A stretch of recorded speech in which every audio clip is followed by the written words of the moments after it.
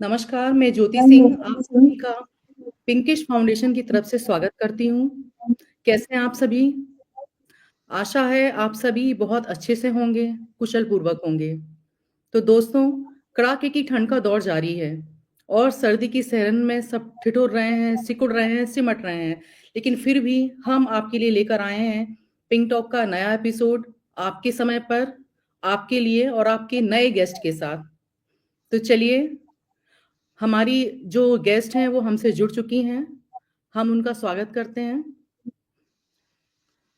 ओम शांति दीदी, ओम शांति। कैसी ओम हैं आप? शांति। बिल्कुल ठीक है। ओम शांति सभी व्यूअर्स को भी। मैं पिंकिश फाउंडेशन की तरफ से और हमारे दर्शकों की तरफ से आपका बहुत-बहुत स्वागत करती हूँ। आपको अभिनंदन करती हूँ। धन्यवाद। दीदी, हमारा टॉपिक आज का बहुत ही इंटरेस्टिंग है और आज के सिनेरियो में बहुत ही ज़रूरी भी है कि हम इस पर बात करें। जी। लेकिन टॉपिक पर जाने से पहले मैं अपने दर्शकों को आपका एक छोटा-सा परिचय देना चाहूँगी। मैं जानती हूँ कि आपका व्यक्तित्व एक शब्दों में पिरोने के लिए नहीं है, बहुत ही मुश्किल होगा मेरे लिए उन्हें शब्दों में बाँधना, समेटना। जैसे सूरज को दिया दिखाना होता है वैसे ही, लेकिन मैं थोड़ी-सी कोशिश करूँगी। प्रिय दर्शकों, आज की हमारी गेस्ट हैं डॉक्टर प्राची आनंद, जो कि अनुभवी कॉर्पोरेट ट्रेनर एवं इमोशनल इंटेलिजेंस एक्सपर्ट हैं। She is a certified NLP practitioner and PhD holder in women's studies. आपको ट्रेनिंग एंड डेवलपमेंट दोनों के फील्ड में 15 इयर्स का अनुभव है, एक्सपीरियंस है। आप life skills, mindfulness and emotional wellbeing के जरिए व्यक्तियों को सशक्त बनाने में माहिर हैं। She is known for her strong facilitation and communication skills, and she creates transformative learning experiences. So let's give her again welcome once again. बहुत-बहुत स्वागत है आपका जी। तो हमारे आज के टॉपिक की तरफ चलते हैं। आज का हमारा टॉपिक है जी। आप तो एक्सपर्ट ही हैं आपसे क्या कहें इस बारे में। तो आज का टॉपिक है parent child relationship in modern era. जी। तो दीदी सबसे पहले तो मैं ये जानना चाहूँगी कि जो जिस तरह की परवरिश हमें मिली है या जिस तरह से अपब्रिंगिंग हमारी हुई है, वो क्या गलत थी? जो आज हम इस पेरेंट्स और चाइल्ड रिलेशनशिप पर इतनी ज़्यादा बातें करते हैं, इतना फ़ोकस कर रहे हैं, इतना हम उस पर जोर डाल रहे हैं, तो क्या वजह है? देखिए, पेरेंटिंग तब भी बहुत अच्छी थी और पेरेंटिंग आज भी बहुत अच्छी है। डिफरेंस थोड़ा ये आ गया है कि अभी के दौर में चैलेंजेस अभी ज्यादा बढ़ गए हैं। एडवांसमेंट अभी ज्यादा बढ़ गई है। अभी आप देखेंगे कि जो हम अगर 100 साल पहले भी जाएं या 100 साल भी बहुत ज्यादा कहूंगी मैं, आप सिर्फ और सिर्फ 50 साल पहले भी जाएं अगर, तो आप देखेंगे कि साइंटिफिक जो एडवांसमेंट है, ज्योग्राफिकल लेवल पे भी, बिजनेस लेवल पे भी, आज हम इंटरनेशनली जो है बिजनेस से डील्स कर रहे हैं। ये जितना भी सब कुछ हुआ, सोशल मीडिया या फिर टेक्नोलॉजी का अंदर आना, ये सारी चीजें पहले नहीं थी। तो पेरेंटिंग नो डाउट पहले थी और अभी भी अच्छी है और पहले भी अच्छी थी। लेकिन आज के टाइम पे क्योंकि चैलेंजेस बहुत ज्यादा बढ़ गए हैं, इसलिए पेरेंटिंग के ऊपर भी थोड़ा प्रेशर बढ़ गया।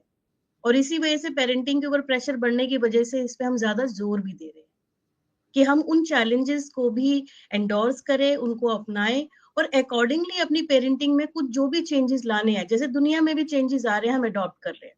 तो उसी तरह से पेरेंटिंग में भी जो चैलेंजेस आ रहे हैं उनको भी हमें समझते हुए अकॉर्डिंगली अपनी अप्रोच को चेंज करना होगा। ओके, जो चैलेंजेज़ आ रहे हैं मैं ये जानना चाहती हूँ कि इस किस तरह के चैलेंजेज़ हैं जो हम फेस कर रहे हैं? सोशल मीडिया को अगर हम छोड़ दें तो, ऐसा क्या है जो हमें पेरेंटिंग बदलने की ज़रूरत है आज? और जहाँ देखिए तक मैं ऐसा देखती हूँ तो मुझे नहीं लग रहा है कि आज ज़्यादा अच्छी है, क्योंकि कहीं न कहीं हमने बच्चों को वीक ही कर दिया है, स्ट्रॉन्ग बनने की बजाय। देखिए, ये बहुत हद तक डिपेंड करता है एग्जाम्पल टू एग्जाम्पल। हम इन जनरल ये वाली बात नहीं कह सकते कि पेरेंटिंग आज की डेट में वीक है। पेरेंटिंग बहुत अच्छी भी है, जिसके चलते आज के जो बच्चे हैं वो बहुत एक्स्ट्रा ऑर्डिनरी माइलस्टोन भी जो है वो अचीव कर रहे हैं।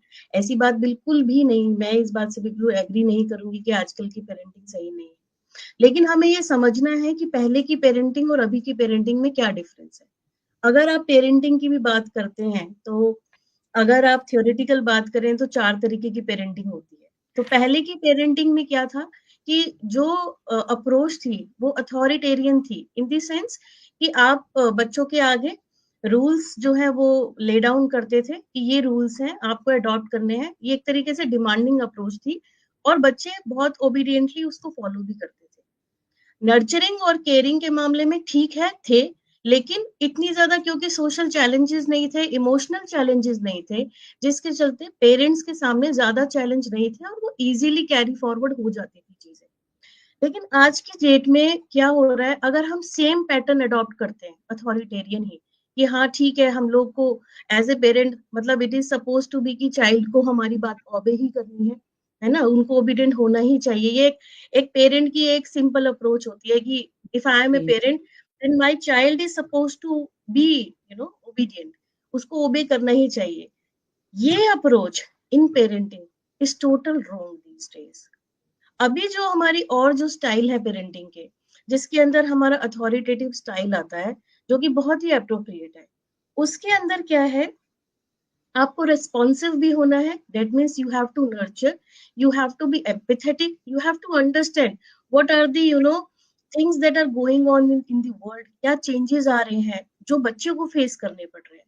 अगर हमने उन चेंजेस को नहीं समझा तो हम उनके साथ पेस नहीं कर पाएंगे, उनके साथ कदम से कदम नहीं मिला पाएंगे।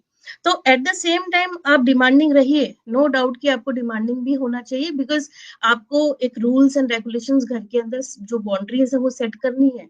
लेकिन at the same time you need to be responsive, you need to be compassionate, you need to be empathetic.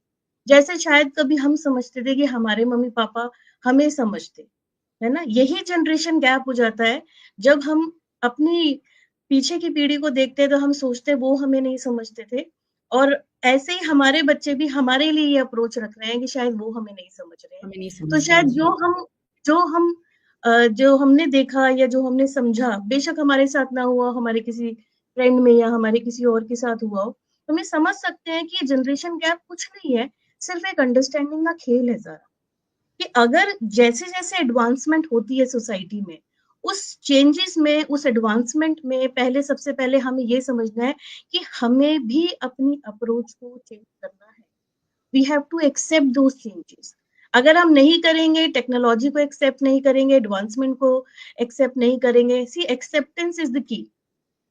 अगर हम ये एक्सेप्ट करते हैं कि आज के दौर में, जैसे कि पेरेंटिंग की बात करें या किसी भी पॉइंट पे आप बात करें, तो पहले अब पेरेंट्स बहुत सिंपली बोल देते थे, वो अभी भी बोल देते हैं कि हम अपने टाइम पे ये क्या करते थे, हम ऐसे जी, उठा करते थे, हम जी। इतना इतना काम किया करते थे, हम ये करते थे no doubt.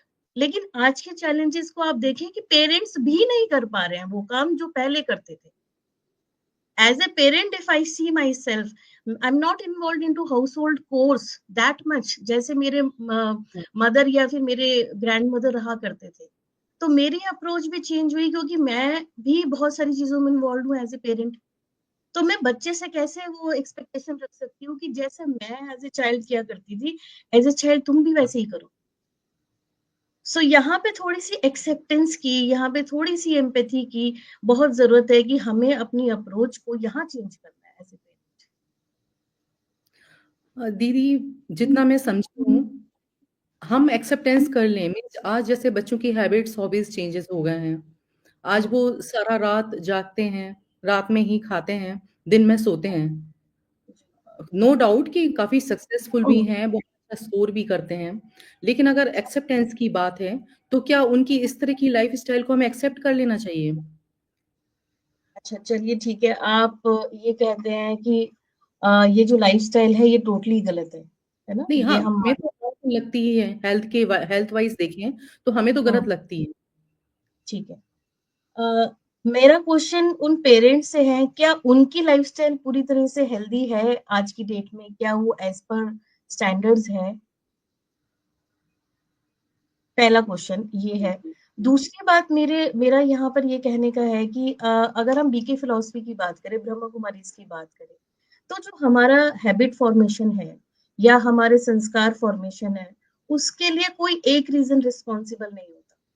It is not only parenting, it is not only mother and father responsible for any habit formation. यहाँ पर ये चीज नोट डाउन करने वाली बात है कि बीके फिलॉसफी में हम एक दूसरे को एक सोल के नजरिए से देखते हैं।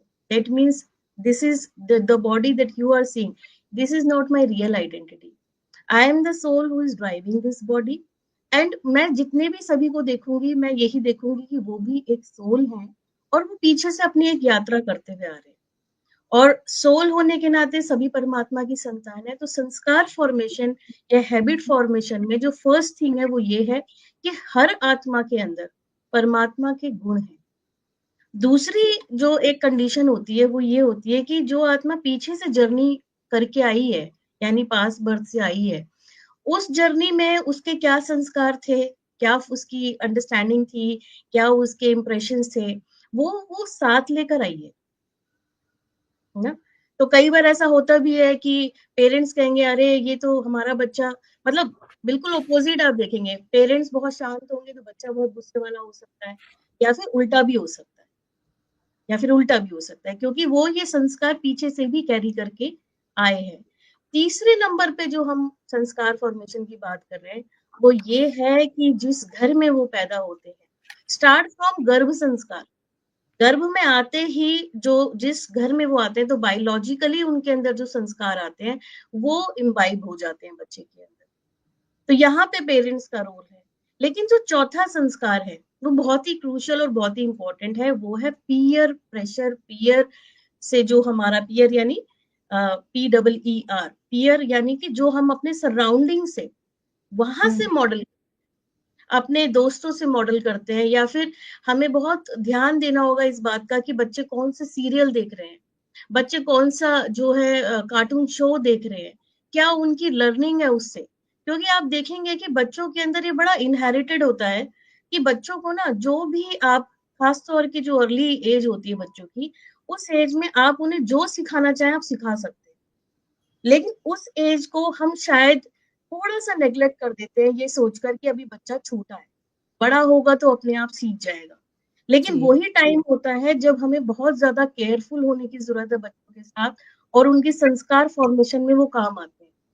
आज की डेट में if you see, mothers are busy, तो वो क्या करती हैं, या फिर बच्चा खाना नहीं खा रहे हैं तो वो अपने आप ही मोबाइल उनके हाथ में पकड़ा देती है कि चलो तो ये वीडियो देखेगा ना तो कम से कम ये खाना खा लेगा। क्योंकि उनको अपना काम पूरा करना होता है कि हाँ मेरा बच्चा जो है वो खाना खा ले या कुछ कर ले। अगर बच्चा रो रहा है तो वो टेक्नोलॉजी की चीजें, वो टीवी ऑन कर देंगी कि चलो ये चीज हो गई। तो वो अपनी एक तरीके से ये कह लीजिए कि थोड़े से एफर्ट्स को या थोड़े से पेन को कम करने के लिए भी हम लोग कभी कभी इजी मेथड यूज करते हैं, और उस समय तो हम कर देते हैं। लेकिन जब वो चीज उनके संस्कार में डीप सेट हो जाती है तब हम कहते हैं कि ये ऐसे करता है। जब बच्चा छोटा होता है उस समय तो हम लोगों ने उसके अनकॉन्शियसली उसके ऊपर वैसी, इसलिए मैंने बोला कि जो हमारी अप्रोच है पेरेंटिंग में वो चेंज होने की जरूरत है।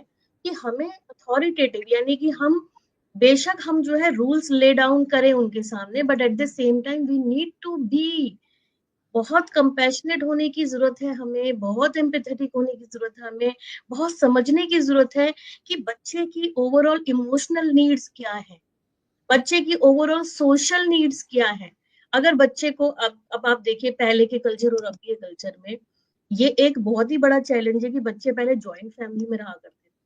जी, जॉइंट फैमिली के रहते बच्चों के अंदर अपने आप ही जो एडजस्टमेंट है ना, एक्सेप्टेंस, ये सारी qualities as a values as a virtue you can say अपने आप अडॉप्ट होती थी, कहना नहीं पड़ता था।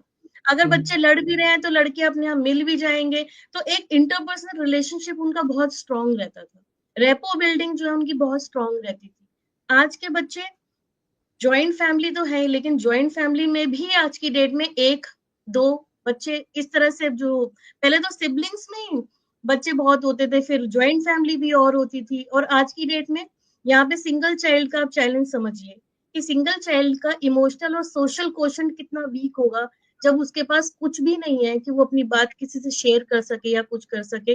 पेरेंट्स के साथ वो गैप फील कर रहा है, क्योंकि अगर उसने कुछ भी शेयर किया, बी इट एनीथिंग, तो वो पेरेंट्स उसको जो है वो बिल्कुल एकदम जिसे कहते हैं ना, अथॉरिटेरियन अप्रोच अभी भी पहले की तरह रखी हुई है कि नहीं, नो यस, नो यस, ये वाली अप्रोच। सो यहाँ पर जो हमें चेंज लाने की जरूरत है, वहां पे ये जरूरत है कि हम हमेशा वाई एक्सप्लेन करें behind any rule, why it is important, ये हमारे लिए क्यों जरूरी है, and show them good examples, show them in the form of stories, show them in the form of cartoons in fact। जो भी उनके सामने आंखों के सामने टेक्नोलॉजी के थ्रू भी आ रहा है, वो इस तरह का है कि जो मैसेज आप शायद कन्वे करना चाह रहे हैं वो इनडायरेक्टली उनकी फेवरेट मीडियम से उनके पास पहुंच रहा है। अगर आप ऐसा करेंगे, if you know show them nice videos, nice pictures, now nice cartoon shows, then probably the chances are more that they adopt you know you as a parent more, वो ज्यादा अडॉप्ट करेंगे आपको। लेकिन if you create, see sometime unknowingly we as a parent we are creating that gap, हम ही वो create कर रहे हैं गैप। बच्चा तो अभी तक छोटा ही है, अभी तक वो गैप उसने क्रिएट नहीं शुरू किया है, लेकिन वो जिस सराउंडिंग में है, जो आप एक्सपोजर उसको दे रहे हैं, उसको समझते हुए, उसकी सोशल और उसकी इमोशनल अंडरस्टैंडिंग को समझते हुए अगर हम उसको अच्छे से कॉम्प्लीमेंट करें, तो वो बड़ा होते होते उसके अंदर बहुत अच्छे वर्च्यूज और बहुत सारी वैल्यूज इंटैक्ट रह सकती है। इनफैक्ट फ्रेंड्स की चॉइसेस में भी यू कैन बी वाउचफुल कि हाँ कौन से उसके फ्रेंड सर्कल है, ना केवल फ्रेंड्स की फैमिलीज कैसी हैं, किस तरह की वैल्यूज उन बच्चों में जा रही है, किस तरह का क्वालिटी, क्योंकि शुरू में तो it's easier to have a watch कि हाँ बच्चे इंटरनेट पे क्या देखते हैं, बच्चे टेक्नोलॉजी का कैसे यूज करते हैं, ये इनिशियल ईयर्स में तो इजी है। बड़े होके जब वो एडल्ट हो जाते हैं तब तो पेरेंट्स के हाथ से वो बागडोर निकल जाती है कि अब क्या करें, है ना। और तभी उनकी चिंता का विषय ही बनता है कि अब तो हम कुछ नहीं कर सकते, बिकॉज अब तो बच्चे जवाब देने लगे हैं, अब तो बच्चे बदतमीजी करने लगे हैं, अब तो बच्चे जवाब दे के चले आते हैं घर से, बिना बोले चले जाते हैं, लेट नाइट आ रहे हैं, लेट नाइट सो रहे हैं। लेकिन ये हुआ क्यों, ये हुआ क्यों? क्या वो जब बड़े होने की कगार पे थे, या फिर वो जब अपने एडोलेसेंट एज में जब एंटर ही किए थे, क्या वो तब से ऐसा करने लगे थे? या हमने जी शायद उनको as a you can say modern अपने जमाने को देखते हुए क्या हमने ये सोच लिया बच्चों को फ्रीडम देना मीन्स उनके लिए हर चीज ओपन कर दी हमने, do whatever you want, या हमने कुछ बाउंड्रीज भी सेट करी कि you can definitely do this but there is a limit for it. तो बहुत अच्छा ये रहेगा हर पेरेंट के लिए कि वो बहुत अच्छे से बच्चों को नर्चर करें, कंपैशनेट हो, एम्पैथेटिक भी हो, एट द सेम टाइम वो लाइंस ड्रॉ करें, वो लाइंस ड्रॉ करें। In fact they can set a rule in the family कि हाँ ठीक है, आफ्टर 9:30 हम लोगों को जो है स्क्रीन पे जाना ही नहीं है, nobody will go, parents भी नहीं जाएंगे। लेकिन हो क्या रहा है, पेरेंट्स बच्चों को बोल रहे हैं लेकिन पेरेंट्स खुद मोबाइल देख रहे हैं। How will they follow them? उनके लिए तो आप रोल मॉडल है, पेरेंट्स जो है बच्चों के लिए रोल मॉडल है, वो मॉडलिंग कर रहे हैं, मॉडलिंग यानी कि इम्बाइबिंग एनीबडीज एक्ट, इनएक्ट करना उसको, वो औरों को देख रहे हैं, औरों के सब चीजें देख रहे हैं, लेकिन एट द सेम टाइम वो हमें भी देख रहे हैं, अनकॉन्शियसली वो हमें भी वॉच कर रहे हैं। और वो यही चीज अगर हमें जवाब के रूप में दे देंगे तो हम कहेंगे कि वो बदतमीजी कर रहे हैं या फिर हमें जवाब दे रहे हैं। तो और कई बार ऐसा भी होता है कि पेरेंट्स बहुत डिसिप्लिन्ड हैं और बच्चे तब भी ऐसा कर रहे हैं, तब हमें यहाँ पे ध्यान देने की जरूरत है कि उनका सर्कल कैसा है, वो किस सर्कल में उठ बैठ रहे हैं। तो जहां आपको लगता है कि अगर आपका बच्चा आपके थोड़ी भी कमांड में है और आपको लगता है कि आप उसको बहुत कंपैशनेटली उसको हैंडल कर सकते हैं, अपने प्यार से, अपनी केयर से आप उसको वापस अपने पास खींच के लेकर आए, ताकि आप फिर वहां पर उसको समझा सके कि चॉइसेस क्या है। सी हम लोग बच्चे को बाहर काउंसलिंग के लेके जाए या किसी साइकोलॉजिस्ट के ऊपर पास लेके जाए, इससे बेटर है कि हम उसकी काउंसलिंग करें। बट एक बहुत इंपॉर्टेंट बात यह है कि एट द राइट टाइम, हम उस वक्त ना बोले जिस समय में वो गलती कर रहा है, हम उस गलती को देखें, समझें, उस गलती के पीछे का रीजन समझें और तब बात करें जब वो भी आपके साथ ओपन होने के लिए तैयार है। हो सकता है आप उसको एक उसकी फेवरेट आउटिंग पे ले जाएं, उसको कोई फेवरेट कुजीन आप खिलाएं उसको, और साथ में बैठते बैठते ना डायरेक्ट बात पे ना आते हुए आप उसके साथ एक डिस्कशन मोड में, ये है फ्रेंड होने का एक बहुत अच्छा रिलेशन जो एक पेरेंट और चाइल्ड का यहाँ पे आता है, कि आप विदाउट बीइंग जजमेंटल, जजमेंटल मत बनिए कि you have to do it, do this और डू दैट, ये नहीं, दिस इज राइट और दिस इज रॉन्ग, ये मत करिए। आप उनको सब चीजों के प्रोज एंड कॉन्स बताइए कि why it is right and why it is wrong, क्या कॉन्सिक्वेंसेस इसके हो सकते हैं, ये सब उसके सामने ले डाउन करिए। लेकिन ये मत बताइए कि now you should do this and do that, ये नहीं। एज ए पेरेंट ये उस केस में है जब बच्चे बड़े हो जाते हैं। छोटे बच्चों को तो आप रूल्स भी सेट करेंगे, आप छोटे बच्चों को तो आप बोलेंगे एप्पल इज रेड, तो एप्पल इज रेड ही है, वो क्वेश्चन नहीं करेगा व्हाई एप्पल इज रेड। लेकिन बचपन से उसकी कंडीशनिंग मेंटल कुछ और हुई और बड़े होके आप कुछ और बोल रहे हैं, तो फिर वो नहीं एक्सेप्ट करेगा उसको, है ना। तो ये वाली चीज है कि जब बच्चा मतलब एक उसकी कंडीशनिंग सेट हो गई है कि पेरेंट्स और मेरे बीच में, यहाँ एक बहुत अच्छी बात मैं अपनी डॉटर से कर रही थी अभी, कि why do you think that your parenting is different from other parenting. I was just talking to my daughter, she said I always got my safe spot in family. मुझे गलती करने के बाद भी कभी ये नहीं लगा कि मुझे घर पे आके डांट पड़ेगी। जी। I was always open to my mother या फादर कि हाँ ये चीज मैं अपने मदर या फादर से शेयर कर सकती हूँ कि मुझसे आज ये गलती हो गई है। सो शी शेयर दैट मैं कितनी भी फेलियर फेस कर लूँ या मुझे कोई भी अपसेटिंग कुछ भी दिखता है कुछ है, तो मैंने कभी अपने अंदर नहीं रखा हुआ। आई ऑलवेज थॉट दैट मेरे पास मेरी family as a safe spot है कि मुझे वहां पे शेल्टर मिलेगा, इमोशनल सोशल किसी भी एंगल से आई एम सेफ देयर। मुझे वहां कोई डांटने वाला या कोई चीख कर चिल्लाने वाला पॉइंट आउट करने वाला नहीं है। सो ये मुझे बहुत अच्छी बात लगी कि अगर बच्चा सेफ फील कर रहा है आपके साथ, अगर बच्चा ये फील कर रहा है कि हाँ मुझे मतलब कि कहीं पर भी मुझे कुछ भी देखना पड़े, नेगेटिव भी देखना पड़े, लेकिन एटलीस्ट मेरे जो पेरेंट्स हैं मुझे पॉजिटिव साइड दिखा रहे हैं, उस चीज का नजरिया जो पर्सपेक्टिव है वो एक बहुत अच्छा दिखा रहे हैं, तो ये बहुत जरूरी है। दीदी आपने बहुत सही कहा। मैं अपना ही एक्सपीरियंस शेयर करना चाहूँगी आपके साथ। मेरे भी 2 बच्चे हैं और जब जिस तरह से आपने बोला कि जब मुझे गलत लगता था उनका कुछ, तो मैं भी यूँ बातों-बातों में घुमा-फिरा के वहाँ तक पहुँचना चाहती थी। लेकिन उससे पहले ही बच्चे एक ही पॉइंट पे हँसने लगते थे कि हाँ, मम्मा अब आपका प्रवचन स्टार्ट होने वाला है ना? और वो उसको हँसी में टाल देते थे।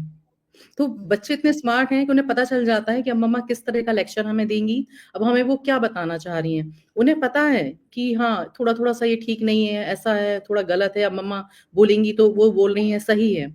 लेकिन उसके बाद भी वो उसको उतनी सीरियसली ले नहीं पाते। बिल्कुल। इतना स्ट्रिक्टली वो कि नहीं आपने बोला एकदम सही है तो अब मैं बिल्कुल ऐसे ही करूँगा या करूँगी, वो चीज़ नहीं हो पाती है उनकी।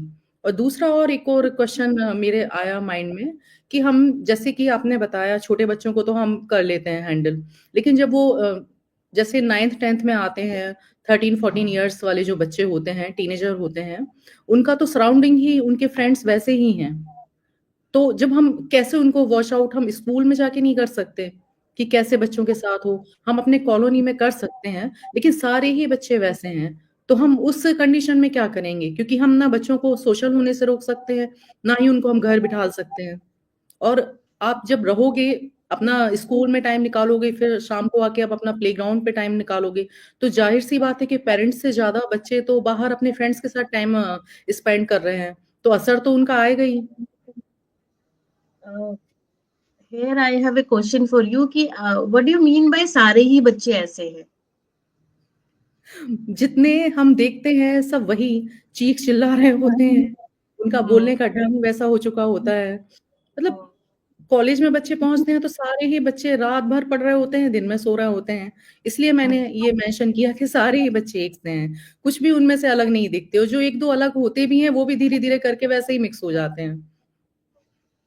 देखिए मैं आपका पहले जो आपने क्वेश्चन किया उसका मैं पहले आंसर दे देती हूँ कि बच्चे जो है वो अगर आप उन्हें कुछ समझाने लग जाओ तो ऐसा लगता है उनको कि प्रवचन देने लगते हैं। हमारी जो एक स्पिरिचुअल साइड क्योंकि हमारी बहुत स्ट्रांग है। देखिए मेरे को शादी से पहले इस नॉलेज के बारे में पता चला एंड सिंस बिगिनिंग इटसेल्फ मेरी जो बेटी हुई वो काफी हद तक स्पिरिचुअली लाइंड हो पाई क्योंकि मेरे खुद के प्रिंसिपल बहुत स्ट्रांग थे और मेरा खुद का डिसिप्लिन बहुत स्ट्रांग था। लाइक हम लोग मॉर्निंग में जल्दी उठते हैं और हम लोग जो हमारा रूटीन रहता है वो बहुत एक डिसिप्लिन लाइफस्टाइल होता है बीके का, ब्रह्म कुमारी में। इफ आई से बीके तो उसका मतलब है जी। ब्रह्म कुमारी में। तो एक बहुत डिसिप्लिन हमारा लाइफस्टाइल होता है। तो ऑब्वियसली एक तो हमारा क्योंकि मैंने बताया कि जैसे कि बच्चे जो है इनकॉन्शियसली हमको मॉडल करते हैं तो वो उस लाइफस्टाइल को अडॉप्ट करते हैं अकॉर्डिंगली। सेकंड अगर उनको ये लगता है सी हम लोग अगर जैसे हमारे तो बहुत सारी चीजें जो है वो हर हर बात में स्पिरिचुअल चीजें आती ही आती हैं। हाँ जी। हमें भी बच्चे कह सकते हैं कि आप प्रवचन दे रहे हैं लेकिन जब हम बच्चों के साथ डील करते हैं तो हमारा जो एक तरीका होता है बच्चों के साथ डील करने का वो बहुत ही हैप्पी को लकी काइंड ऑफ पर्सन जैसे होते हैं ना बिल्कुल ही वैसा होता है। इनफैक्ट आज की डेट में थियोरिटिकल लर्निंग पे कोई जाना ही नहीं चाहता। आज के युग में आप कहें तो एक्सपीरियंशियल लर्निंग का युग है। That means people want to experiment things and learn. तो इस तरह से अगर हम बच्चों की बात करें तो हम लोग उनको गेम्स के थ्रू, हम लोग उनको एक्टिविटीज के थ्रू, हम लोग कोई भी एक लर्निंग कोई भी चीज जिसे कहते हैं उसके थ्रू हम उन तक पहुंचा सकते हैं अपना मैसेज। और ये बहुत इसेंशियल है। तो थ्योरेटिकल मैसेज हो सकता है कि हमारे टाइम पे भी अगर हमें कोई सीधा स्ट्रेट अवे कोई एक मैसेज पे आता तो हम कहते हैं कि नहीं। बट आजकल तो इतना ज्यादा स्टोरी टेलिंग का इतना ज्यादा स्कोप हो गया है और इतना ज्यादा रोल प्लेस का इतना स्कोप है ना। अगर हम बच्चों को सिंपल बोले बेटा चोरी करना पाप है या झूठ बोलना पाप है ये सब चीजें तो उनको लगेगा कि ये तो कुछ वैसी बात है जो हमारे बिल्कुल सर के ऊपर से जा रही है क्या है। लेकिन if we narrate everything through a story या फिर हम उन्हें इनैक्ट करके भी दिखा सकते हैं या फिर हम दो तीन बच्चों का ग्रुप बना के कुछ इस तरह से रोल प्लेस कर सकते हैं and then we come on to point that the moral of the story is this. तो एक जो इम्पैक्ट पड़ता है ना उनके कि yes this is very interesting activity, now we got to learn कि हाँ ये वाला मैसेज जो है हमको बिल्कुल क्लिक करना है।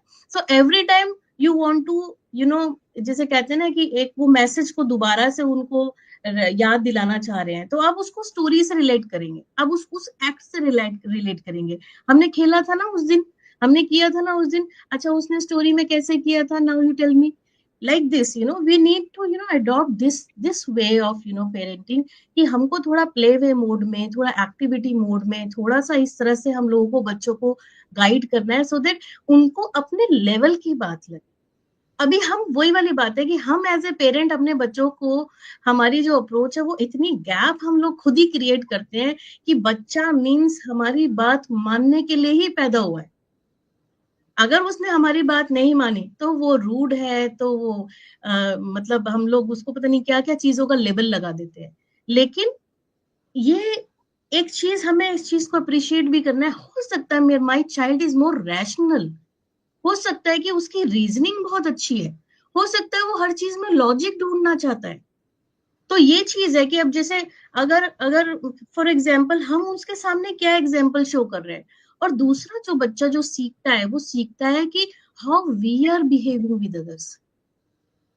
ये उसके लिए बहुत बड़ा एग्जाम्पल है। अगर मुझे किसी ने इंसल्ट किया, अगर मेरा रिएक्शन जो है उनको लेकर, मेरा जो रिएक्शन है वो बहुत ज्यादा काम, बहुत ज्यादा हम्बल और बहुत ज्यादा एक अंडरस्टैंडिंग वाला रहा तो वो चीज वो ऑटोमेटिकली अडॉप्ट करेगा। हो सकता है वो क्वेश्चन करे, रीजनिंग करे वो कि मम्मी आपने तो उन्हें कुछ कहा ही नहीं, उन्होंने आपको इतना कुछ कहा। लेकिन यहाँ पर आप उसको कोई एक लेसन दे सकते हैं कि how this calmness works in long run, ये कैसे हमारे साथ जो है वो बहुत बेनिफिशियल है। लेकिन अगर हम उसके सामने हम रिएक्ट कर दें उस लेडी को लेकर या जो भी वो सामने काउंटर पार्ट है और बाद में हम उसे शांति का पाठ पढ़ाएं बच्चे को तो बच्चा कहेगा अरे मम्मी आप खुद तो इतना गुस्सा करती हो और आप मुझे कह रहे हो कि मैं ऐसे ना करूं, तो मैं भी टिट फॉर टैट करूंगा। So जी these are the small things, that we need to take care that हमारे बच्चे के सामने हमारा कैरेक्टर कैसे निकल के आ रहा है। Unknowingly, unconsciously वो adopt करेगा whether you are doing right or wrong. So we need to be very wise कि we are choosing only and only correct behavior. जैसे कि करते भी हैं कई बार हम लोग, जैसे कोई पेरेंट्स के अंदर ही कोई आर्ग्यूमेंट हो जाएगा तो हम कहेंगे बच्चे के सामने मत करो। क्यों नहीं करो? अगर हम आर्ग्यूमेंट में आएंगे तो बच्चा भी कल हमसे आर्ग्यूमेंट करेगा। तो हम लोग कई बार वॉचफुल होते हैं, कई बार हम लोग थोड़ा केयरफुल होते हैं इस चीज को लेके, लेकिन मोस्ट ऑफ द टाइम कई बार इतना वेग होता है उस इमोशन का कि हम लोग भूल जाते हैं। रोड रेजेस होती हैं या कोई भी ऐसी चीजें होती हैं तो बच्चा कहेगा नहीं मेरे पापा भी बहुत रिएक्ट करे थे उस दिन, मैं भी नहीं छोड़ूंगा आज इन्हें। और कई बार तो पेरेंट्स घर पे ही बोलते ही ऐसे हैं, उसने तुझको मारा, तू पिट के क्यों आया, तू एक और मार देता उसको, बजाय इसके कि हम उसको ये सिखाएं कि नहीं बेटा आपको अपना जो है बिल्कुल जो बिहेवियर है वो बिल्कुल ठीक रखना है। If you have any complaint with any child, किसी के साथ कोई कंप्लेंट है आप हमें बताओ, हम उनके पेरेंट्स से बात। तो जी there is a different approach between parent to parent, if you say is a comparison. तो हम in general we can not say कि पेरेंटिंग आज की डेट में गलत है। पेरेंटिंग नो डाउट आज की डेट में भी बहुत अच्छी है, कल की डेट में भी अच्छी थी, कल भी लोग गलत थे, आज भी लोग गलत हैं। तो सारा का सारा खेल अपने ऊपर है। If I as a individual अगर मैं सही हूं तो मैं पेरेंट भी सही हूं। और ये फिलॉसफी कल भी उतनी अप्लाई होती है और आज भी इतनी अप्लाई होती है। और ब्रह्मा कुमारी इसके अंदर एक बहुत सुंदर बात सिखाई जाती है कि आपको दूसरे के बिहेवियर को गवर्न नहीं करना है, आपको सिर्फ अपने को देखना। There is always a difference between love and law. Love and law का जो बैलेंस है ना वो हमें बना के रखना है। कहाँ अपने बच्चे के साथ प्यार से पेश आना है, कहाँ उनके साथ कुछ लॉ यानी कि कुछ रूल्स जो है उनके सामने रखते हैं। ये सारी चीजें हमें इस नॉलेज पाथ पे ब्रह्मा कुमारी इसमें ये सिखाई जाती हैं दैट वी फॉलो।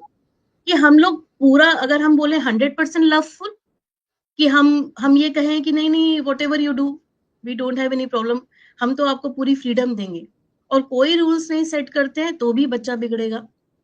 और अगर हम सिर्फ रूल्स ही सेट करते हैं और उसके अंदर कोई लव कोई कंपैशन कुछ नहीं होगा तो भी बच्चा बिगड़ेगा। तो this always a balance between love and law. इस चीज को हमें बहुत अच्छी तरह से समझना है। और मैनेजमेंट की भाषा में इसे स्टिक एंड कैरेट रूल भी कहते हैं कि कहाँ पर वही चीज गाजर है तो कहीं पर वही चीज कभी डंडा भी हो सकती है।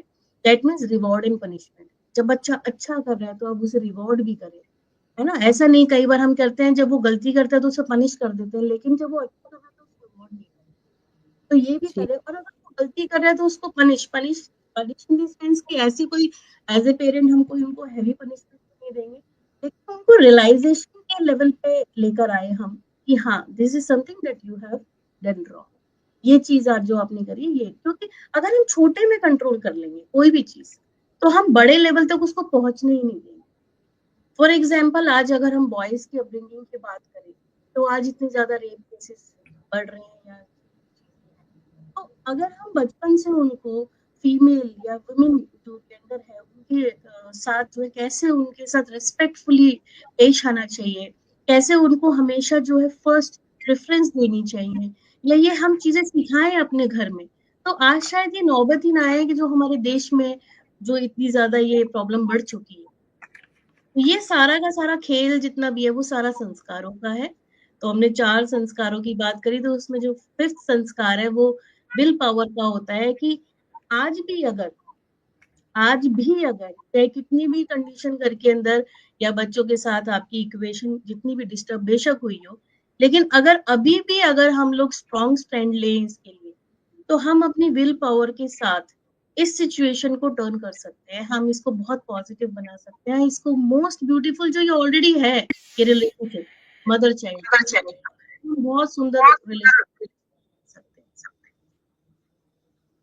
दीदी आपने एकदम सही कहा, लेकिन मुझे ऐसा लग रहा है या अभी एक थॉट आया, जिस तरह से हम बच्चों का मीन्स आपका सार था कि हम कूल और थोड़ा-सा फ्रेंडली पेरेंटिंग रखें, डाँटे नहीं उनको और नहीं, प्यार से ये चीज़ें बताएँ। ऐसा ऐसा नहीं है कि हम कंप्लीटली कूल पेरेंटिंग रखें या कंप्लीटली हार्श पेरेंटिंग रखें।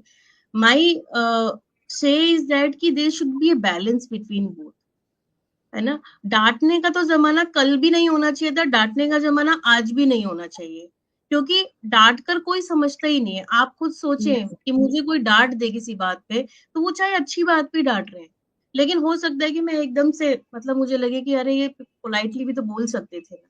लेकिन मैंने जो चीज बोली वो ये बोली कि there should always be a why behind every rule, कि बेटा ये हम क्यों कह रहे हैं आपको, आप ये समझो। They should be a why behind it. हम जो ये बोल देते हैं ना विदाउट वाई, यानी कि ये करना क्यों ये नहीं हम बताते, करना है ये बताते हैं, है ना? लेकिन तो ऐसे में हम उनकी सहनशीलता को कम नहीं कर रहे हैं क्या?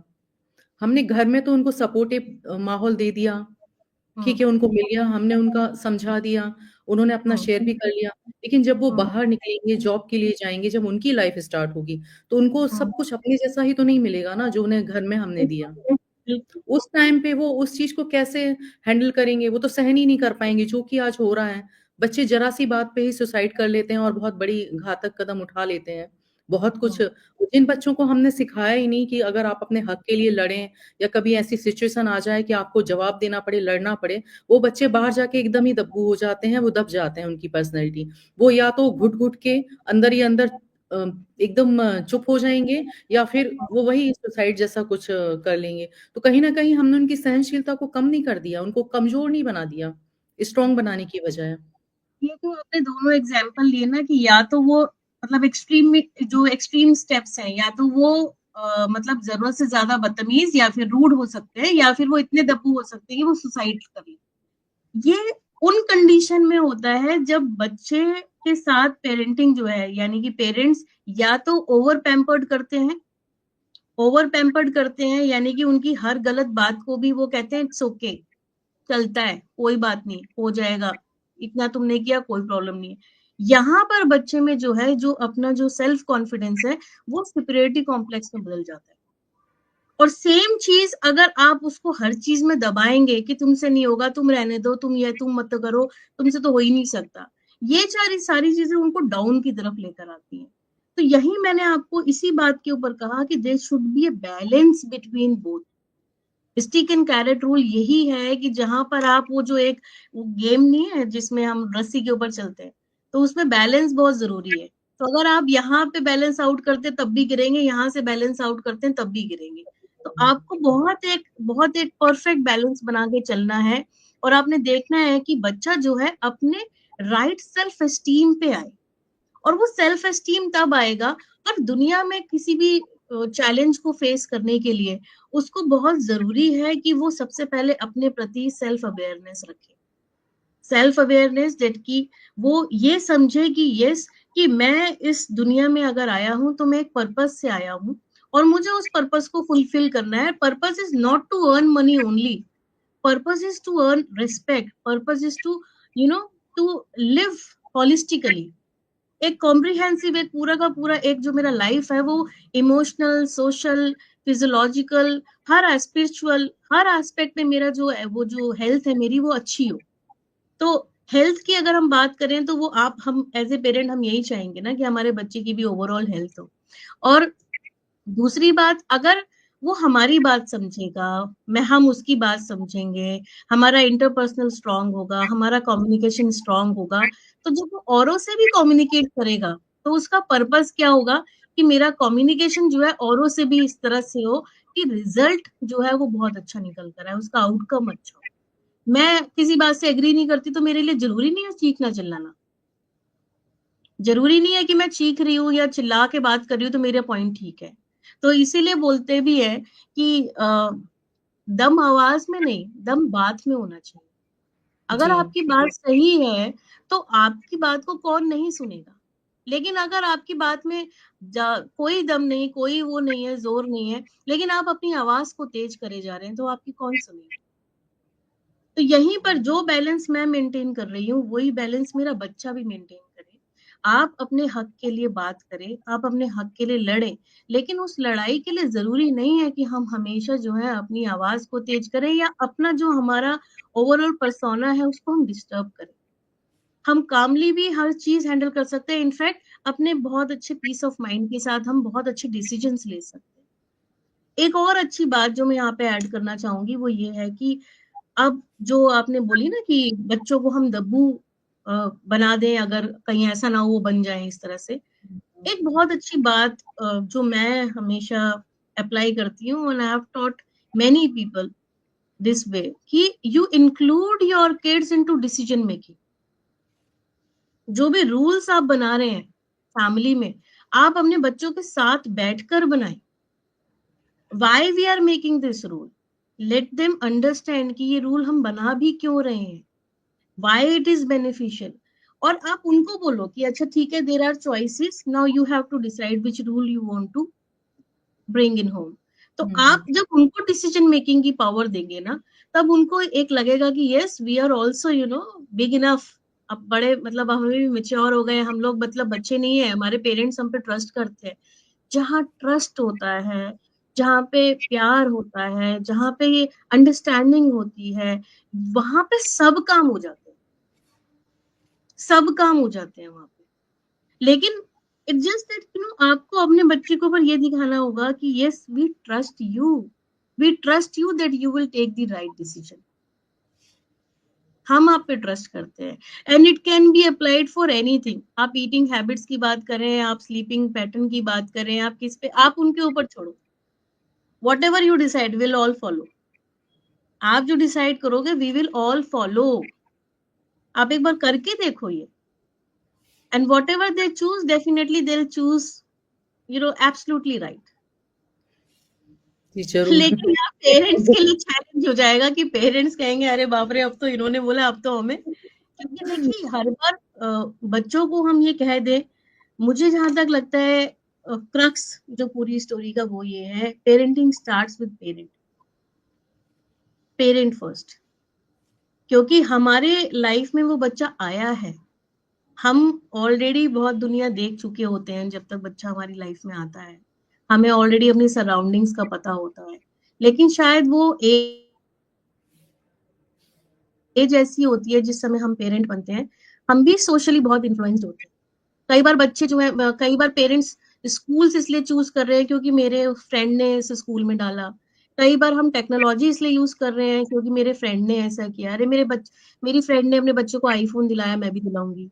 तो यहाँ पर मुझे लगता है जो फर्स्ट स्टेप है वो it starts with parent itself. अगर हम अपनी हर चीज को समझ लें, है ना। और एक बहुत सुंदर चीज इसके साथ ही ऐड करूंगी कि हमें ये समझना है कि we should not be attached to anything, in the sense कि अपने बच्चों के साथ भी हम बहुत ज्यादा अटैच होकर हर चीज करते हैं कि मेरा बच्चा ना हो गया स्टेटस सिंबल हो गया, कौन से स्कूल में पढ़ता है, कौन से गैजेट्स यूज करता है, कौन सा क्या करता है, ये सारी चीजें भी कई बार स्टेटस सिंबल की बात हो जाती है।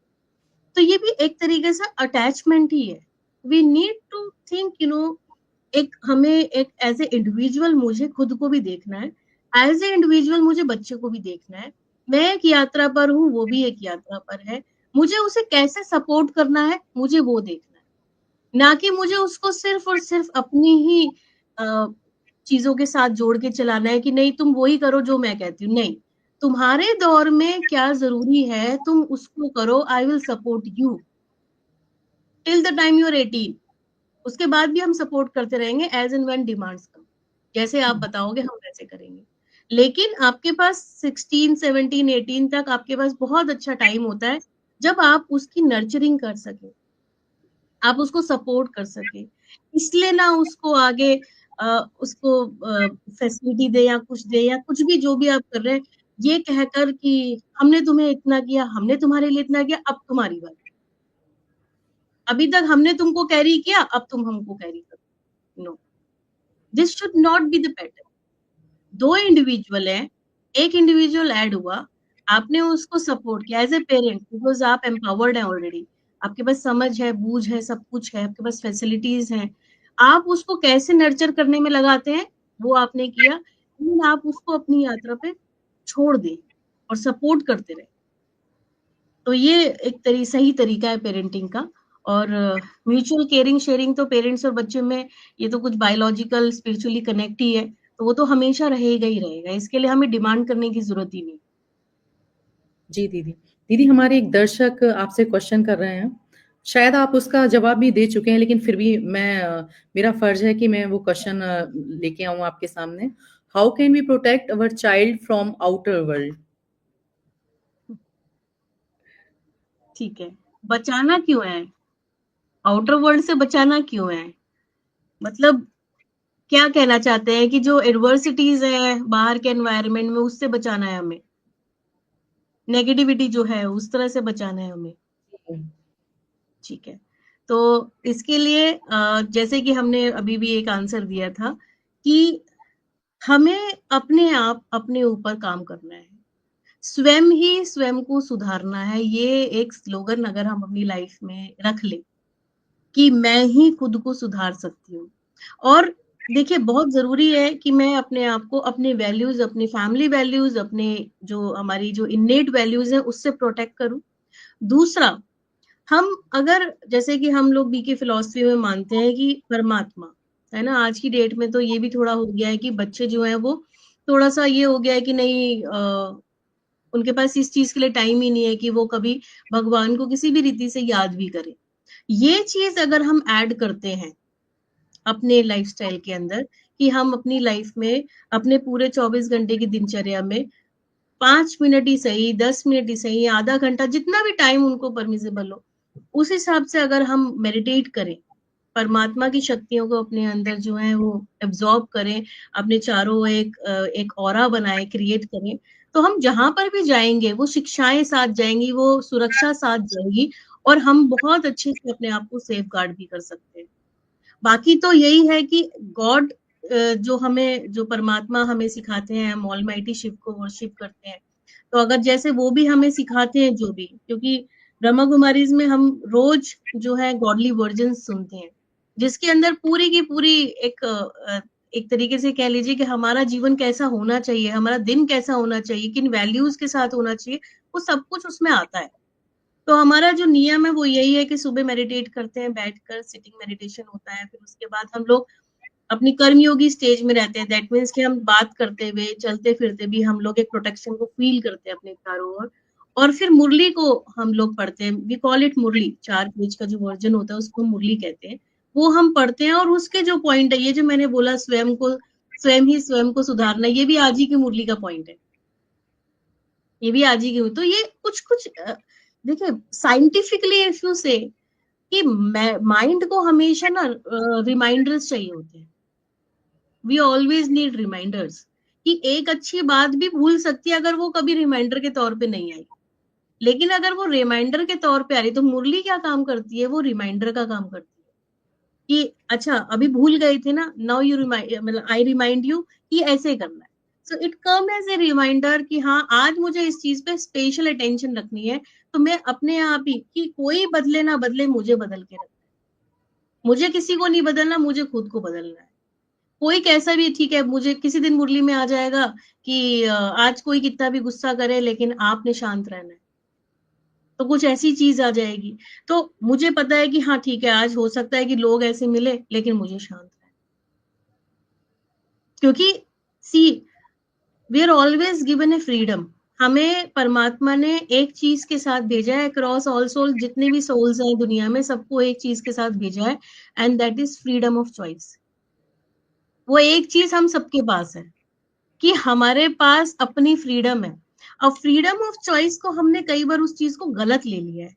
तो फ्रीडम ऑफ चॉइस में मुझे लगता है सबसे जो एक वाइज फ्रीडम है वो ये है कि how we react to things, हम कैसे रिएक्ट करते हैं चीजों को, है ना। कई बार होता है कि हमारा रिएक्शन बहुत माइल्डर ही होना चाहिए था, लेकिन बहुत हाइपर हो जाता है। कई बार बात छोटी सी होती है लेकिन बहुत बड़ी हो जाती है, जस्ट बिकॉज ऑफ रिएक्शन। तो अगर आप ये बात कहते हैं कि बच्चा आउटर वर्ल्ड में कैसे सेफ रह सके, तो आप अपनी फ्रीडम ऑफ चॉइस को कंट्रोल कर लीजिए।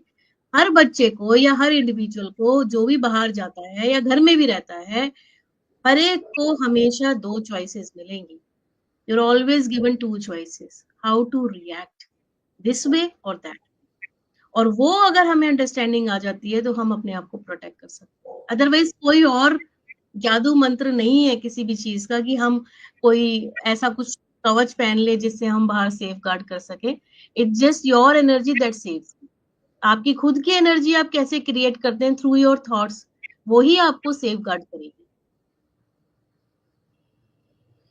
दीदी हम थोड़ा सा आगे बढ़ गए बातचीत में, एक क्वेश्चन और मेरे माइंड में था थोड़ा सा पहले का। जैसा कि आपने बोला कि हम बच्चों को मोबाइल दे देते हैं या हम खुद लिए रहते हैं या लेट नाइट टीवी देखते हैं तो बच्चे तो सीखेंगे ही। लेकिन जो आज बच्चे बच्चों के पेरेंट्स वर्किंग हैं ऑलमोस्ट, तो वर्किंग मदर अगर वर्क फ्रॉम होम कर रही है तो वो तो गैजेट्स का यूज करेंगे ही ना। हम्म। तो आप उस समय बच्चों को कैसे समझा पाएंगे कि ये हमारा जो यूज है वो वर्किंग हमारे ऑफिस के लिए हो रहा है, वर्क के लिए हो रहा है, क्योंकि उनकी मीटिंग भी चल रही होती है। तो वो पॉसिबल नहीं है अभी, जैसे पहले हुआ करता था 9 से लेके शाम को 6 बजे तक का आप नौकरी कराए फिर बच्चों के साथ टाइम बिता रहे हैं। आज तो बिल्कुल ही अलग है। जी जितने बिल्कुल। भी वर्किंग फ्रॉम होम जो चल रहा है, वर्क फ्रॉम होम, उसमें तो आप लेट नाइट तक 11-12 बजे तक सबकी मीटिंग चल रही होती है। तो उस कंडीशन में, उस सिचुएशन में बच्चों को किस तरीके से समझाएं कि हमें गैजेट्स का यूज नहीं करना है, हमें रीडिंग की हैबिट्स डेवलप करना है, क्योंकि पेरेंट्स के पास ही नहीं है टाइम कि वो रीडिंग करें या बच्चों को ये बताएं कि देखो बुक्स पढ़ना कितना अच्छा होता है। उस केस में क्या करेंगे? देखिए, अगर वर्क फ्रॉम होम की बात है तो यूजुअली वी यूज लैपटॉप्स, ठीक है।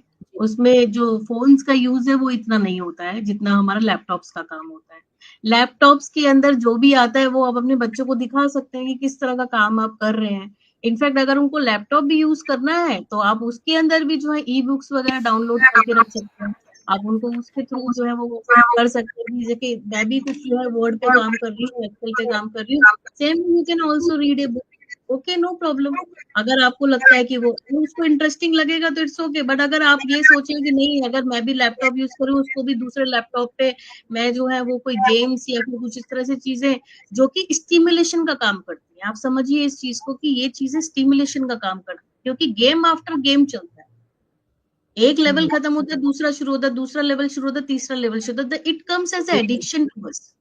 तो ये हम्म। चीजें हमें समझनी है कि हम चॉइसेस, अगेन यहाँ पे मैं बोलूंगी कि फ्रीडम ऑफ चॉइस, कि हमें पता है कि हम जो जिस दौर में चल रहे हैं वहां पे हम टेक्नोलॉजी से दूर रह ही नहीं सकते।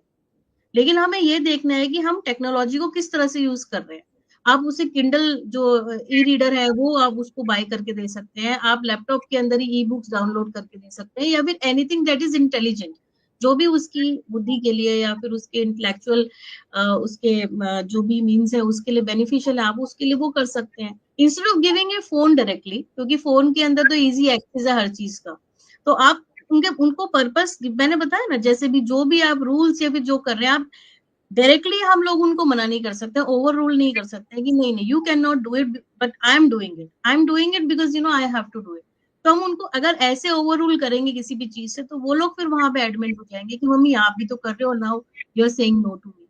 तो आप बोलिए कि मैं किस काम के लिए कर रही हूँ, कि मेरा जो पर्पस ये है, अब आपको ये करना है, this is the only option that is available on internet अभी आपके लिए, अगर वो छोटे हैं तो। ये छोटे बच्चों की बात हो रही है। लेकिन जब जी। वो बड़े हो जाते हैं तो वहां पर हमें ये समझना है, जैसे कि if I talk about my daughter, वो अभी कॉलेज में, तो उनकी जो कमिटीज होती हैं वो काफी कमिटीज में इन्वॉल्व है। तो वो कमिटीज की जो मीटिंग होती है वो 11 साढ़े 11 बजे ही होती है। इनिशियली तो हमने भी बोला कि बेटा थोड़ा सा अर्ली नहीं हो सकता है ये, तो उसने बोला कि नहीं मम्मा ये तो it's a team decision, we can not help. अब हमें हमें उस टीम की जो है उसी, मैंने कहा ठीक है आप पोलाइटली सजेस्ट करना अपने टाइमिंग्स को लेके, और अगर वर्क करता है तो ठीक है। तो थोड़ा सा उन्होंने आधे घंटा पीछे करा, आधे घंटा पीछे करा कि ठीक है हमारा जो है जो स्लीपिंग पैटर्न है वो लेकिन बहुत ज्यादा नहीं हो सकता, क्योंकि सब लोग जो उसी टाइम पे फ्री हैं, अवेलेबल हैं, क्योंकि पढ़ाई भी है, स्टडीज का प्रेशर तो है ही है आजकल की डेट में, और बहुत सारी और जो सोशल ऑब्लिगेशंस है वो भी है, सब करते हुए वो लोग उस टाइम पे फ्री होते हैं ताकि they can brainstorm in healthy manner. तो ठीक है, सो के जैसे कि मुझे भी वर्क फ्रॉम होम करते हुए मुझे लगता है ये अर्जेंसी है, तो मुझे अपने बच्चे का भी समझना पड़ेगा कि ओके दिस, क्योंकि डेली बेसिस पे नहीं हो रहा, ओकेजनली हो रहा है। तो once in a while if it is happening तो आई नीड टू अंडरस्टैंड कि हाँ इट इज ओके। ये कुछ समय की डिमांड है, इसमें हम कुछ नहीं कर सकते। अब आप देखो, पहले बीपीओ का कल्चर था क्या? नहीं था। तो नहीं अब था। जो हमारे पहले फ्लेक्सी आवर्स का कल्चर था क्या? नहीं था। तो अभी जिस दौर से हम निकल रहे हैं वो बहुत ज्यादा जो है टेक्नोलॉजिकल चेंजेस के साथ साथ जो हमारा पूरा वर्ल्ड के अंदर भी जो चेंजेस आ रहे हैं वो बहुत ज्यादा चेंज हो गए हैं। पहले इंटरनेशनल कंपनीज थी इंडिया में, पहले नहीं थी। एमएनसी का कल्चर जी जी। था, पहले इतना ट्रांजैक्शंस होता था या सब कुछ चीजें, पहले किसी भी चीज का इतना कुछ भी नहीं था। लेकिन अब सारे चैलेंजेस भी तो बढ़ गए ना। तो अब इंटरनेशनल बिजनेस सिखाया जाता है just because we are interacting with people ना, क्योंकि हमें इंटर कंट्री हमें वो चीजें करनी है। तो चैलेंजेस बढ़ गए तो डेफिनेटली हमारे टाइमिंग्स भी आइडियल रहे हमेशा वो पॉसिबल नहीं है, बट यस, जितना भी एक्सटेंट में हम उनको पॉसिबली ठीक कर सकते हैं उनको हम करें इन ए हेल्दी मैनर। क्योंकि सोशल मीडिया के दोनों प्रोज एंड कॉन्स हैं। So we as a parent can be watchful कि हाँ, हमारा बच्चा जो है वो एटलीस्ट टेक्नोलॉजी को सही तरीके के लिए यूज करे, गलत तरीके के लिए। जैसे कि आप अगर इंस्टा पे जाए, फेसबुक पे, एंडलेस रील्स है वहां पर, और दिस इज एडिक्शन। एनीथिंग जो आपको लगता है आपका जिस पे कंट्रोल नहीं है वो आपका एडिक्शन ही बनने वाला है, क्योंकि वन आफ्टर अनदर आप चीजें जो है करते जा रहे हो, करते जा रहे हो, करते जा रहे हो। तो अगर आपको लग रहा है वो एडिक्शन के लेवल पे आ रहा है, वहां आपको खुद भी स्टॉप होना चाहिए और आपको अपने बच्चों को भी गाइड करना चाहिए, बच्चे ये this is not a healthy sign for your brain. और आप उसके साइंटिफिक रीजंस भी दे सकते हैं, बहुत सारी चीजें जो एज ए पेरेंट आप कर सकते हैं। सिर्फ मैं हमेशा एक ही चीज को फॉलो करती हूँ। I always look for why factor, कि why I am saying this. क्योंकि अगर आपकी बात में दम है तो आपके बच्चे भी आपको डेफिनेटली वो रिस्पेक्ट जरूर देंगे, आपकी बात को भी रिस्पेक्ट देंगे। और सेम चीज अगर आप भी फॉलो कर रहे हैं then definitely they will follow. बिल्कुल सही कहा दीदी आपने। दीदी क्वेश्चंस तो और भी हैं मगर हमारे पास टाइम कम है। हमारा प्रोग्राम खत्म समाप्ति की ओर बढ़ रहा है। जी तो अगर आपकी अनुमति हो तो क्या हम इसी टॉपिक को नेक्स्ट सेशन में भी उठा सकते हैं क्या? जी बिल्कुल नेक्स्ट कर हमारा सकते टर्न हैं। वो होगा, क्योंकि हमें बीके मेडिटेशन के बारे में भी जानना है। तो कुछ उससे जी रिलेटेड भी क्वेश्चंस थे, बच्चों की डाइट वगैरह से भी थे, अभी काफी कुछ था आपसे पूछने को, लेकिन हमारे पास टाइम अब खत्म हो रहा है। तो अगर आप इजाजत देती हैं तो नेक्स्ट एपिसोड में हम फिर से मिलेंगे, फिर से आप बहुत कुछ जानना चाहेंगे और हमारे दर्शकगण निराश ना हो, आपके क्वेश्चंस अगली बार ले लिए जाएंगे। तो दीदी आपने अपना कीमती समय दिया हमें, उसके लिए आपका बहुत बहुत धन्यवाद। हम लोग बहुत आभार प्रकट करते हैं और मैं आपको थैंक यू बोलती हूँ कि आज आपने इतना इतना कुछ बताया हमें, जहां हम सिर्फ सोचते ही रह जाते हैं पहले कि अरे ये कैसे हुआ, अब इसको कैसे करें। लेकिन बहुत कुछ आपने उलझने हमारी सुलझा दी। बहुत अच्छा लग रहा है आपसे बात करके, और उससे भी ज्यादा खुशी इस बात की है कि अभी एक और मौका मिलेगा आपके साथ बात करने का, आपके साथ रूबरू होने का। तो नेक्स्ट एपिसोड में हम फिर से मिलते हैं। बहुत बहुत धन्यवाद दीदी। ओम शांति। और हमारे दर्शकों को भी बहुत बहुत धन्यवाद कि उन्होंने अपना टाइम निकाल कर इस एपिसोड को देखा और अपने क्वेश्चन पूछे। और आप बिल्कुल भी निराश ना हो, नेक्स्ट एपिसोड में आपके क्वेश्चंस फिर से लिए जाएंगे और फिर से हम दीदी के साथ इतना ही अच्छा डिस्कशन करेंगे। तब तक के लिए इजाजत दें। नमस्कार। प्रोग्राम खत्म होने से पहले मैं रिक्वेस्ट करूंगी सभी व्यूअर्स को कि हम सभी ऑलमाइटी को थैंक्स करें। मेडिटेशन की तो विधि अभी आपको नहीं आती होगी, क्योंकि हालांकि राजयोग का मेडिटेशन बहुत ही एक इजी मेथड है अपने आप को कनेक्ट करने का, खुद से भी और परमात्मा से भी। तो मेरी रिक्वेस्ट रहेगी कि ये जो मेडिटेशन है ये बहुत इजी मेडिटेशन है। हम इस मेडिटेशन को बहुत इजीली अपनी लाइफ के अंदर इनकॉर्पोरेट कर सकते हैं, जैसे हमने और सारी चीजों को अडॉप्ट किया है। इतने सारे जो भी चीजें आती गई हम उसे समाते जा रहे हैं, लेकिन वो सारी चीजों ने हमें बिजी किया है, लेकिन ये मेडिटेशन हमें इजी करेगा। तो हम कैसे, how can we be easy while doing everything. तो वर्ल्डली लाइफ में कैसे बैलेंस बनाना है, ये जितनी भी चीजें हमने आज आपको बताई वो it is all coming from that only. मतलब ये कुछ भी ऐसा नहीं कि हमारी कोई सेल्फ कुछ अपनी कुछ हमारा कुछ अपने तरफ से कुछ भी है। ये परमात्मा की गाइडेंस ही है, ये हमारा सेल्फ एक्सप्लोरेशन ही है, जिसका मौका परमात्मा ने हमें दिया थ्रू मेडिटेशन, कि हम कैसे अपने आप को जान पाए, कैसे अपनी स्ट्रेंथ वीकनेस को जान पाए, कैसे हम सही और गलत को डिफरेंस कर पाए, और कैसे हम सही को चुन पाए। ये सारी की सारी चीजें जो है वो इस पाठ में आकर हमारी बहुत स्ट्रांग होती हैं। तो मेरी रिक्वेस्ट है सभी व्यूअर्स से कि इस मेडिटेशन को सभी सीखें। ये हर सेंटर में ऑनलाइन ऑफलाइन बहुत इजीली आप किसी भी नियर बाय सेंटर को अप्रोच कर सकते हैं और सीख सकते हैं, और it is all free of cost, क्योंकि परमात्मा का मैसेज है तो वो सबके लिए फ्री भी है। तो सभी इसको सीखे भी, और अगर हमें नेक्स्ट एपिसोड में चांस मिलता है तो मैं आपको मेडिटेशन की विधि भी सिखाऊंगी। जरूर दीदी।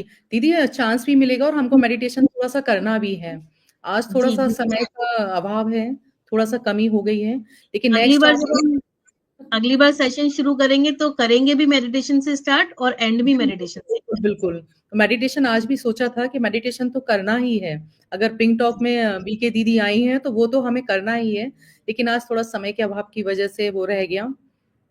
तो नेक्स्ट हम बिल्कुल मेडिटेशन से ही स्टार्ट करेंगे, और आपसे सीखेंगे भी कि कैसे किया जाता है, कितना टाइम हमें देना है, क्या प्रोसेस होती है। बिल्कुल। थैंक यू धन्यवाद सो दीदी। मच। नमस्ते।